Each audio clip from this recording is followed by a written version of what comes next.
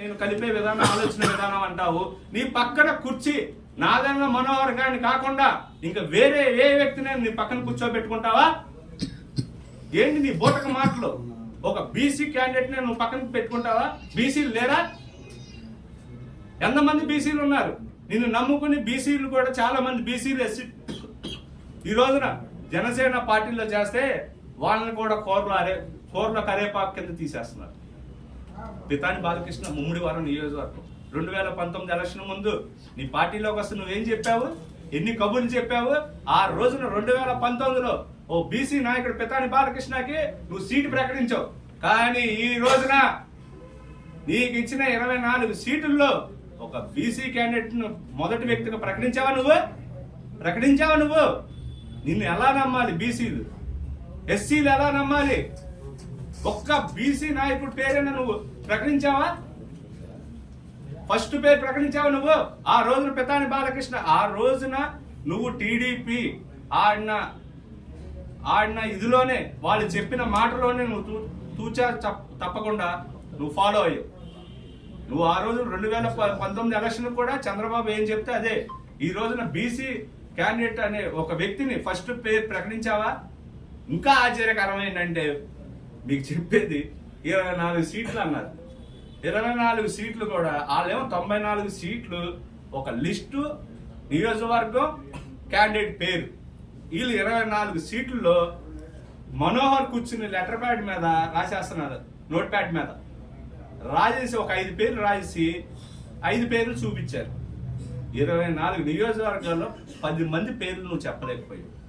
10 మంది క్యాండిడేట్ల గురించి నువ్వు చెప్పలేకపోయావు. నా జనసేన పార్టీలో 10 మంది క్యాండిడేట్లు ఈ నియోజకవర్గం నుంచి ఈ క్యాండిడేట్ పోటీ చేస్తాడు అని కూడా నువ్వు చెప్పలేని స్థితిలో ఉన్నావంటే నువ్వు పార్టీ ఎందుకు? టీడీపీలో కనిపిస్తే పార్టీ పేరు చెప్పుకొని నువ్వు చెప్పే డైలాగులు, సోది మాటలు ఇంకా జనాలు వినే పరిస్థితిలో లేరు. నీ సీటే నువ్వు డిక్లేర్ చేసుకోలేకపోయావంటే నువ్వు ఏ స్థాయిలో ఉన్నావు? నీ సీట్ నువ్వే డిక్లేర్ చేసుకోలేకపోయావంటే నీ రాజకీయంగా నువ్వు ఏ రకంగా ఉన్నావో నాకు అర్థమవుతుంది. రెండోది ఏంటంటే ఇతను సొంత నిర్ణయాలు ఉండవు. సొంత నిర్ణయం అనేది లేదు. తణుకు వెళ్ళినప్పుడు విడివాడ రామచంద్రరావు మీడియా ముఖంగానే వారాహి మీద నిలబడి విడివాడ రామచంద్రరావుకి సీటు ప్రకటించారు. ఈ రోజున విడివాడ రామచంద్రరావుకి సీటు ఉన్నదా అంటే నీ పార్టీలో నీ మాట చెల్లదు. నీ పార్టీలో చెల్లే మాట ఒక్కడిదే, నాదెండ్ల మనోహర్ గారికి ఎవడైతే చెంచాగిరి చేస్తాడో వాడికే సీట్ ఉంటుంది. నేను మీడియా ముఖంగా చెప్పేది ఏంటంటే ఆంధ్ర రాష్ట్రంలో రేపు రాబోయే ఎలక్షన్ రిజల్ట్లో ఫస్ట్ ఓడిపోయే సీటే తెనాలి సీట్ అని చెప్తున్నా. తెనాలిలో వాడు గెలిచే ఛాన్సులు లేవు. వాడొచ్చి జనసేన పార్టీలో ఎంతో మంది నాయకుల మీద ఆధిపత్యం చేస్తావా నువ్వు? ఆధిపత్యం చేస్తారా మనోహర్? నువ్వెంత, నీ బతికెంత? మీ తండ్రితో నువ్వు ఓటు వేయించుకోగలుగుతావరా? తెలుగుదేశం పార్టీ మీద నీ ఎంపీ క్యాండిడేట్ గా నిలబడితే నీ తండ్రితో ఓటు వేయించుకోగలుగుతావా? నీ తండ్రే నీ మాట వినడు. నీ మాట అక్కడ ఉన్న జనసేనలో నాయకులందరూ నీ మాట వినాలరా? నీకు చెంచాగిరి చేయాలరా మనోహర్? కాపుల్ని ఈ రోజున ఆత్మగౌరవానికి ఆత్మాభిమానానికి దెబ్బ పట్టింది నువ్వేరా మనోహర్? కాపులు ఈ రోజున ఈ రకంగా జరగడానికి కూడా, వాళ్ళకి ఈ రకంగా అన్యాయం జరగడానికి కూడా నువ్వేరా మనోహర్? కాపుల్ని ఏ రకంగా ఇబ్బందులకు గురి చేశావరా? ప్రతి నియోజకవర్గంలో నువ్వు గ్రూప్ రాజకీయాలు చేయాలి కదా? ఒక నాయకత్వాన్ని నువ్వు బలోపేతం చేశావరా? నువ్వు చేసే చిల్లర రాజకీయాల వల్ల ఎంతమంది కొట్టుకున్నారు నియోజకవర్గాలు. ఈ రోజు కూడా నువ్వు ఏ రకంగా రాజకీయం చేస్తావరా? ఎవరి మీద ప్రయత్నం చేస్తారో కాపుల మీద చేయడానికి వచ్చారా మనోహర్? నువ్వు ఓడిపోతావురా. తెనాలిలో ఎంత కష్టపడ్డాం, బాధ మాకు ఎలా ఉన్నదో తెలుసరా? నువ్వా ఎవరి మీద ప్రయత్నం చేస్తావరా? నువ్వు రేపు పొద్దున ఎలక్షన్ లో ఓడిపోగానే నువ్వు హైదరాబాద్ పారిపోతావు. చూడరా ఫస్ట్ నువ్వు డిసైడ్ చేసే అంత మగాడు కదా సీట్లు. కష్టపడినోడు కనబట్టలేదా? చిల్లర నాయాలా?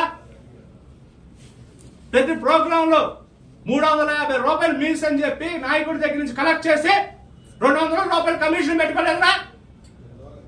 ప్రతి పనిలో కమిషన్ అడిగి వీడిని పెట్టుకుని నువ్వు రాజకీయం చేస్తున్నావు.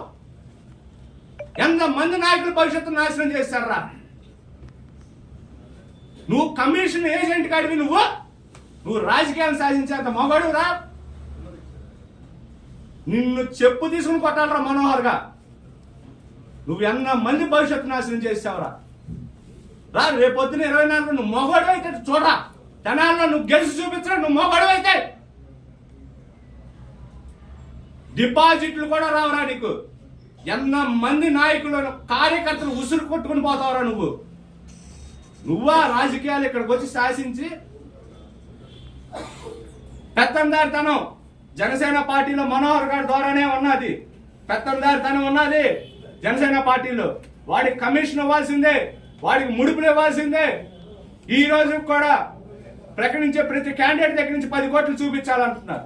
10 కోట్లు చూపించే లెక్కనైతే నీ పార్టీలో ఎందుకుంటారా? 10 కోట్లు చూపించాలంటే టీడీపీ వాళ్ళు వెళ్ళి దాన్ని కన్ఫర్మ్ చేయాలంట. ఏంట్రా రాజకీయాలు? రబ్బర్ చెప్పులతో రాజకీయాలు చేస్తా అని చెప్పి చివరాకరణ సామాన్యుడు మధ్యతరగతి కుటుంబాలను నాశనం చేశారు కదరా. నా సేన నా వంతు అంటారు, డబ్బు కలెక్ట్ చేస్తారు, 10 కోట్లు పెట్టి కార్లు కొంటారు, చార్టెడ్ ఫ్లైట్లు కొంటారు. టీడీపీ జనసేన ఉమ్మడి అభ్యర్థులను ప్రకటించడం జరిగింది. ఈ రోజున జనసేన చెప్పిన మాట ఒకటే, కులాలను కలుపుకునే విధానం, మతాలు లేని రాజకీయం, 2 విలువలతో కూడిన రాజకీయం, సామాన్యుడికి రబ్బర్ చెప్పులు వేసుకునే వ్యక్తితో మీరు రాజకీయాలు మొదలెట్టామని చెప్పాడు పవన్ కళ్యాణ్ గారు. ఈ రోజున అలా ఎంతో మంది యువకులు నాయకులు ఆయన పార్టీ పెట్టిన కాడి నుంచి ఎంతో మంది యువకులు నాయకులు వాళ్ళ కష్టార్జితం కాడి నుంచి శ్రమతో కూడి ఆ పార్టీకి అన్ని విధాలుగా అండగా ఉంటే ఈ రోజున ఆ పవన్ కళ్యాణ్ వెళ్ళి టీడీపీ కాళ్ళ దగ్గర పడి ఉన్నాడు. వీళ్ళందరూ బతుకులు తీసుకెళ్లి టీడీపీ కాళ్ళ దగ్గర పెట్టాడు. పవన్ కళ్యాణ్ మేము ఒకటే అంటున్నా, 2014లో నువ్వు పార్టీ పెట్టావు, 2019లో నువ్వు ఎలక్షన్లో పోటీ చేసావు, 2024కి వచ్చేసరికి నీకు 24 సీట్లే టార్గెటా? నువ్వు ఏం చెప్పి ప్రజలకు ఏం చెప్పి వచ్చావు? నువ్వు సినిమాల్లో చెప్పే డైలాగులే రాజకీయాల్లో కూడా అదే డైలాగులు చెప్పి ఎంతో మంది యువతను ఈ రోజు నువ్వు బలి చేసావు. 24 సీట్లు 3 ఎంపీ సీట్ల కోసం నువ్వు ఇన్నాళ్ళు కష్టపడి ఎంతో మంది యువతను జీవితాలను నాశనం చేసావు. ఈ రోజున కృష్ణా జిల్లానే తీసుకోండి. ఈ రోజున ఆయన టీడీపీ 11 సీట్లు ప్రకటిస్తే నువ్వు కృష్ణా జిల్లాలో 1 సీట్ అయినా ప్రకటించగలిగావా? 1 సీటైనా? నిన్ను నీ వెనకాల నుండి నడిపించేది ఎవరు? నువ్వు టీడీపీ తోక పార్టీవే.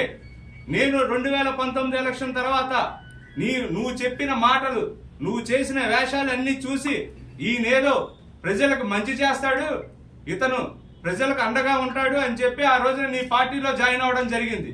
నేను 2019 ఎలక్షన్ తర్వాత నుంచి పార్టీకి ఎన్నో రకాల ఆర్థికంగా గానించి అన్ని రకాలుగా అండగా ఉండి నా పెళ్ళాం బిడ్డలు నా ఫ్యామిలీని వదిలేసి ఆ పార్టీ కోసం ఎన్నో రకాలుగా శ్రమించా.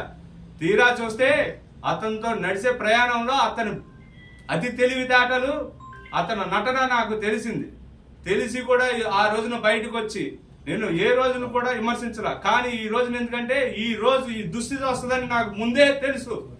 అతను చేసే మాయ మాటలు, చెప్పే మాయ మాటలు, మాయ పనులు విని ఎంతో మంది యువతను భవిష్యత్తు నాశనం చేశాడు. ఆ రోజు నుంచి 2014 నుంచి ఈ రోజు వరకు కూడా టీడీపీ తోక పార్టీయే. 2019 ఎలక్షన్ ముందు అతను ఏంటంటే ప్రభుత్వ వ్యతిరేక ఓటుని, కాపు ఓటు బ్యాంకుని తన వైపు తిప్పుకోవడం కోసం ఆ రోజున ఇండివిజువల్ గా పోటీ చేసి నేను ప్రతి ఒక్కడికి సామాన్యుడు కూడా సీట్ ఇచ్చా అన్నాడు. ఆ సామాన్యుడు సీటు కూడా ఎవరు డిసైడ్ చేశాడు తెలుసా? టీడీపీ ఎమ్మెల్యేలు.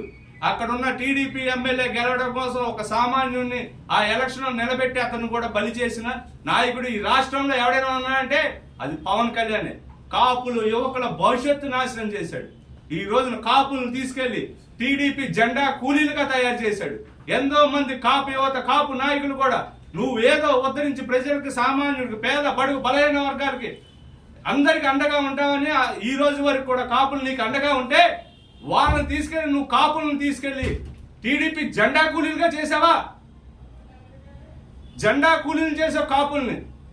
కాపుల్ని నువ్వు ఓట్ బ్యాంక్ రాజకీయం కోసమే చూస్తున్నావు. కాపుల్ని కూడా ఈ రోజున టీడీపీ హయాంలో ఎంతమంది కాపుల్ని కాపులకి ఉపయోగపడ్డారు? ఎంతమంది కాపుల్ని మీరు డెవలప్ చేశారు? రాజకీయం పరంగా ఏ రోజు చూసినా టీడీపీ అంటే కాపుల్ని అనగదొక్కే పార్టీయే. కాపుల్ని ఏ రోజు కూడా ఆర్థికంగా కానీ రాజకీయంగా కానీ ఎదుగుదల లేకుండా కాపుల్ని కృష్ణా జిల్లాలో ఏ విధంగా అనగదొక్కుతుందో అందరికీ తెలుసు. అలా ఉన్న కాపుల్ని ఆ రోజున 2004 నుంచి ఆ రోజున వైఎస్ రాజశేఖర రెడ్డి గారు కాపులకు ఒక సముచిత స్థానం కల్పించి ఈ రోజున అదే జగన్మోహన్ రెడ్డి గారు అదే స్థానం కల్పిస్తున్నారు. నువ్వు ఈ టీడీపీలో ఉన్న కాపులను కూడా ఈ చంద్రబాబు అనే వ్యక్తి కూరలో కరేపాకు లేకుండా చేస్తున్నాడు. ఆ 2019 ఎలక్షన్లో నీకు మండల బుద్ధప్రసాద్ గారు కావాలి, బోరగడ్డ వేదవ్యాస్ గారు కావాలి, వంగవీటి రాధా గారు కావాలి. ఆ రోజున పనిచేసిన కాపు లీడర్లకు ఎవరికైనా ఈ రోజున నువ్వు సీట్ ఇచ్చావా? చంద్రబాబు నిన్ను ఒక్కటే అడుగుతున్నా, ఆ రోజున టీడీపీలో నీ కోసం కష్టపడి నిన్ను సపోర్ట్ చేసిన నాయకుడికి ఎవరికైనా, ఒక కాపు నాయకుడికైనా ఇక్కడ నువ్వు సీట్ ఇచ్చావా? నువ్వు ప్రకటించిన 14 సీట్లలో ఎంతమంది కాపులకు ఇచ్చావు? నేను ఒకటే అడుగుతున్నా సూటి ప్రశ్న. నువ్వు ప్రకటించిన 11 నియోజకవర్గాలు ఎంతమంది కాపులకు ఇచ్చావు? ఒక్క కాపుకి ఇచ్చాడు. ఒకే ఒక కాపుకి ఇచ్చాడు. జిల్లాలో 2004లో చూసుకుంటే జిల్లాలో ఉమ్మడి కృష్ణా జిల్లా దాదాపు 4 నుంచి 5 నియోజకవర్గాలు కాపు నియోజకవర్గాలు ఉండేవి.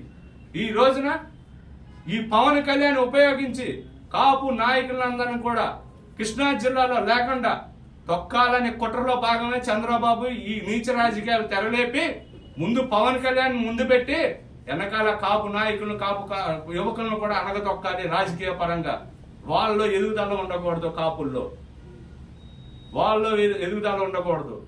వీళ్ళు టార్గెట్ చేసేది ఎవరిదంటే పేరు నాని గారిని. పేరు నాని గారు ఏంటంటే కాపు కులంలో పెద్ద నాయకుడు. ఆ రోజున కాంగ్రెస్ కాడి నుంచి ఈ రోజు వైఎస్ఆర్ కాంగ్రెస్ పార్టీ వరకు, మా పార్టీ వరకు కూడా రాజశేఖర రెడ్డి గారికి ఎలాగా అండగా ఉన్నారు, ఈ రోజున మన జగన్మోహన్ రెడ్డి గారికి అదే అండగా ఉండి పార్టీ కోసం కష్టపడుతుంటే ఆయన మీద వీళ్ళు పూసే కారిపోతలు ఏంటి? నేను ఒకటే చెప్తున్నా, కాపు సోదరులకి, సోదరిమణులకి, నా అక్కా చెల్లెళ్ళకి కూడా ఒకటే చెప్తున్నా, ఆలోచించి ఓటేద్దాం. ఈ టీడీపీ జనసేన ముసుగు రాజకీయాలు వీళ్ళు చెప్పే మాయ మాటలు విని మనం జగన్ దూరం చేసుకోవద్దు.